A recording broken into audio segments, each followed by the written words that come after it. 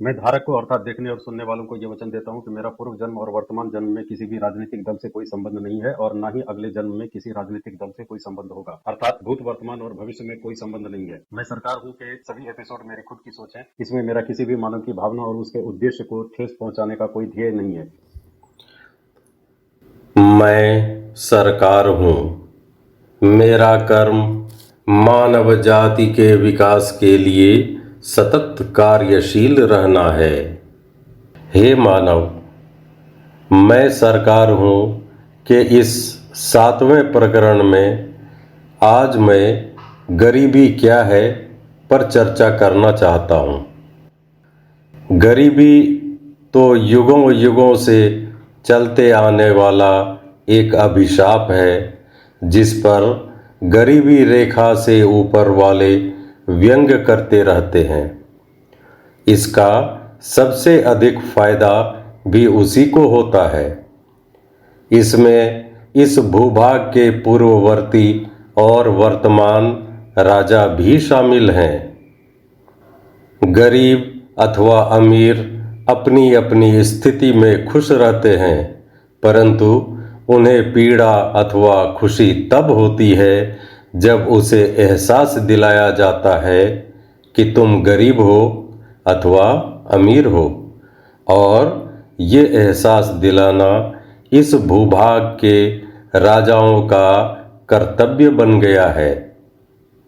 पूर्ववर्ती राजा ये कहकर विलाप करते हैं कि वर्तमान राजा ने गरीबों का कुछ भी ध्यान नहीं रखा और अमीरों को और अमीर बनाते जा रहे हैं, और वर्तमान राजा का आरोप ये होता है कि पूर्ववर्ती राजाओं ने गरीबों का कुछ नहीं किया और अमीरों को इतने संसाधन उपलब्ध करवा दिए जिसके कारण वो और अमीर होते चले गए।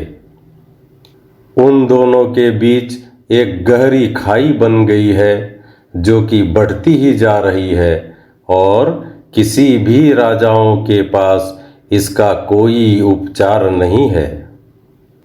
ये तो सच है कि गरीबी एक अभिशाप है, परंतु क्या किसी ने उस पर गहनता से विचार किया है कि कुछ लोग अथवा ये कहे कि कुछ अधिक लोग गरीब क्यों हैं?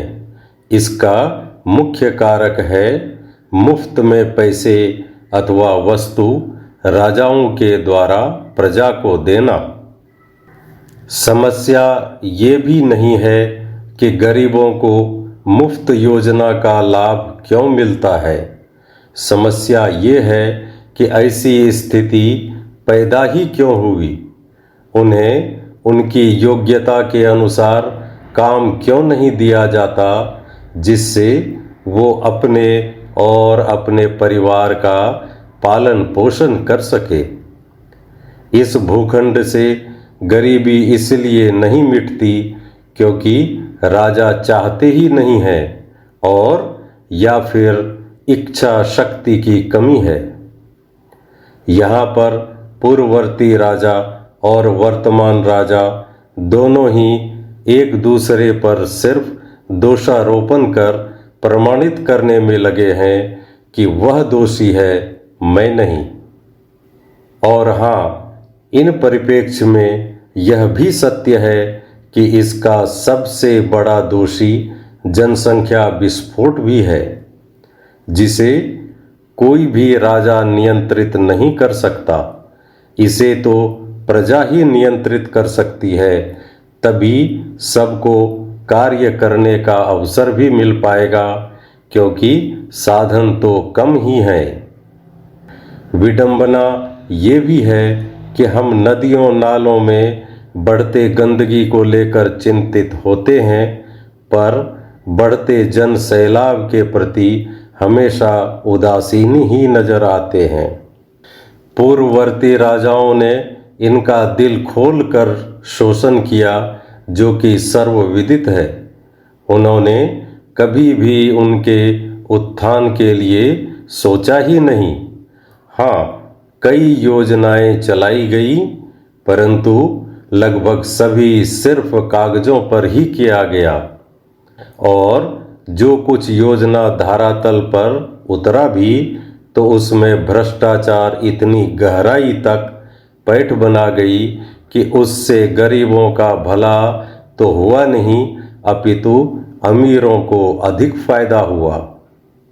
समय बदला तो सुर बदला, लोगों की चेतना भी बदली, उनके सोचने समझने की शक्ति को एक नया बल मिला।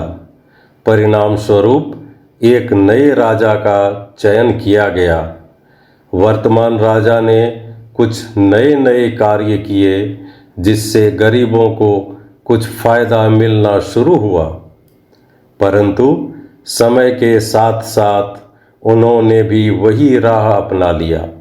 वर्तमान राजा ने भी वही मुफ्त योजना को अपना लिया जिससे गरीब फिर से काम करने से दूर होने लगे, क्योंकि उन्हें तो भोजन और पैसे मुफ्त में मिल ही रहे हैं। हे मानव, मैं दोनों राजाओं से कहना चाहता हूँ कि आप कम से कम खुद के द्वारा शासित भूखंड की गरीबी दूर कर एक उदाहरण प्रस्तुत करो, ताकि दूसरे भी उसे देखकर अपने भूखंड पर भी वैसा ही कार्य करें, क्योंकि राज सत्ता खोने का डर सभी राजाओं को होता है। परंतु विडंबना तो ये है कि इस भूभाग के एक छोटे से भूखंड पर स्वामित्व मिलते ही राजा संपूर्ण भूभाग का स्वामी बनने का सपना देखने लगता है। परिणाम स्वरूप वह मानव हित कार्य को छोड़कर अन्य सभी कार्य करने में लिप्त हो जाते हैं, जिससे उसका स्वामित्व कायम रहे और बढ़ता भी रहे। हे राजन, वह इसलिए विनोद और व्यंग का पात्र नहीं है क्योंकि वो गरीब है। उसे गरीब किसने बनाया? तुम सबने मिलकर बनाया है। अतः उस पर किया गया प्रत्येक व्यंग तुम्हारे ऊपर ही आएगा। इसलिए उसे कुछ ऐसा कार्य करने की शक्ति प्रदान करो जिससे ना तो वो तुम पर बोझ बने और ना ही खुद की जीवन को बोझ समझे और ना ही व्यंग विनोद का पात्र बने। इसी से तुम खुद भी प्रजा के व्यंग्य बाण से बच सकोगे तथा इस संपूर्ण भूभाग को निर्विघ्न शक्ति प्रदान करते हुए चिरकाल तक राज सत्ता भोग सकोगे। यदा कदा अपने प्रजा से मिलने और भारी भरकम वचनों से ही भूभाग शक्तिशाली नहीं बनता, अपितु गरीब प्रजा से नियमित संपर्क और उसको उसके योग्यतानुसार कार्य देने के परिणाम स्वरूप जो धनोपार्जन होगा, उससे देश शक्तिशाली बनेगा। राजा को ये अवश्य याद रखना चाहिए कि गरीब प्रजा का संख्या बल अमीरों से अधिक है। सिर्फ कुछ यात्राएं निकालने अथवा कुछ जन संबोधन कर लेने से प्रजा खुश नहीं होती है, इसलिए उन पर विशेष ध्यान देने की आवश्यकता है। अन्यथा ना तो तुम्हारी सत्ता बचेगी और ना ही ये भूभाग शक्तिशाली बन पाएगा। धन्यवाद।